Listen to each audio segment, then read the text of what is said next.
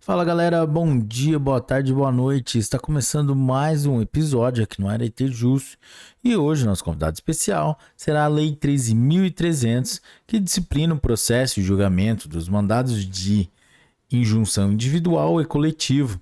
Mas antes de começarmos, não se esqueça de dar aquele like, hein galera. Vamos lá? Artigo 1º. Esta lei disciplina o processo e julgamento dos mandados de injunção individual e coletivo, nos termos do inciso 71 do artigo 5º da Constituição Federal. Artigo 2º. Conceder-se-á mandado de injunção sempre que a falta total ou parcial de norma regulamentadora torne inviável o exercício dos direitos e liberdades constitucionais e das prerrogativas inerentes à nacionalidade, à soberania e à cidadania. Parágrafo único. Considera-se parcial a regulamentação quando forem insuficientes as normas editadas pelo órgão legislador competente. Artigo 3º. São legitimados para o mandado de injunção, como impetrantes, as pessoas naturais ou jurídicas que se afirmam titulares dos direitos, das liberdades ou das prerrogativas referidas no artigo 2º e, como impetrado, o poder ou órgão ou autoridade com atribuição para editar a norma regulamentadora. Artigo 4º. A petição inicial deverá preencher os requisitos estabelecidos pela lei processual e indicará, além do órgão impetrado, a pessoa jurídica que ele integra ou aquela que está vinculada. Parágrafo 1º. Quando não for transmitida por meio eletrônico, a petição inicial e os documentos que a instruem serão acompanhados de tantas vias quantos forem os impetrados. Parágrafo 2º. Quando o documento necessário à prova do alegado encontrar-se-á em repartição ou estabelecimento público, em poder de autoridade ou de terceiro, havendo recusa em fornecê-lo por certidão, no original ou em cópia autêntica, será ordenada, a pedido do impetrante, a exibição de documento no prazo de 10 dias, devendo, nesse caso, ser juntada cópia à segunda via da petição. Parágrafo 3º. Se a recusa em fornecer o documento for do impetrado, a ordem será feita no próprio instrumento da notificação. Artigo 5º.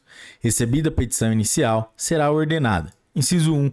A notificação do impetrado sobre o conteúdo da petição inicial, devendo-lhe ser enviada a segunda via apresentada com as cópias dos documentos, a fim de que, no prazo de 10 dias, preste informações. Inciso 2. A ciência do ajuizamento da ação ao órgão de representação judicial da pessoa jurídica interessada, devendo-lhe ser enviada cópia da petição inicial para que, querendo, ingresse no feito. Artigo 6º. A petição inicial será desde logo indeferida quando a impetração for manifestamente incabível ou manifestamente improcedente. Parágrafo único. Da decisão do relator que indeferir a petição inicial, caberá agravo em 5 dias para o órgão colegiado competente para o julgamento da impetração. Artigo 7º. Findo o prazo para apresentação das informações, será ouvido o Ministério Público, que opinará em 10 dias, após o que, com ou sem parecer, os autos serão conclusos para decisão. Artigo 8º. Reconhecido o estado de mora legislativa, será deferida a injunção para: Inciso 1. Determinar prazo razoável para que o impetrado promova a edição de norma regulamentadora. Inciso 2. Estabelecer as condições em que se dará o exercício dos direitos, das liberdades ou das prerrogativas reclamados ou, se for o caso, as condições em que poderá o interessado promover ação própria visando a exercê-los, caso não seja suprida a mora legislativa no prazo determinado. Parágrafo único. Será dispensada a determinação a que se refere o inciso 1 do caput quando comprovado que o impetrado deixou de atender, em mandado de injunção anterior, ao prazo estabelecido para a edição da norma. Artigo 9º. A decisão terá eficácia subjetiva limitada às partes e produzirá efeitos até o advento da norma regulamentadora. Parágrafo 1º. Poderá ser conferida eficácia ultra partes ou erga omnes à decisão, quando isso for inerente ou indispensável ao exercício do direito, da liberdade ou da prerrogativa objeto da impetração. Parágrafo 2º. Transitada em julgado a decisão, seus efeitos poderão ser estendidos aos casos análogos por decisão monocrática do relator. Parágrafo 3º. O indeferimento do pedido por insuficiência de prova não impede a renovação da impetração fundada em outros elementos probatórios. Artigo 10. Sem prejuízo dos efeitos já produzidos, a decisão poderá ser revista, a pedido de qualquer interessado, quando sobrevierem relevantes modificações das circunstâncias de fato ou de direito. Parágrafo único. Da ação de revisão observará, no que couber, o procedimento estabelecido nesta lei. Artigo 11. A norma regulamentadora superveniente produzirá efeitos ex nunc em relação aos beneficiados por decisão transitada em julgado, salvo se a aplicação da norma editada lhe for mais favorável. Parágrafo único. Estará prejudicada a impetração se a norma regulamentadora for editada antes da decisão, caso em que o processo será extinto sem resolução de mérito. Artigo 12. O mandado de injunção coletivo pode ser promovido, inciso 1, pelo Ministério Público, quando a tutela requerida for especialmente relevante para a defesa da ordem jurídica, do regime democrático ou dos interesses sociais ou individuais indisponíveis. Inciso 2, por motivo político com representação no Congresso Nacional, para assegurar o exercício de direitos, liberdades e prerrogativas de seus integrantes ou relacionados com a finalidade partidária. Inciso 3.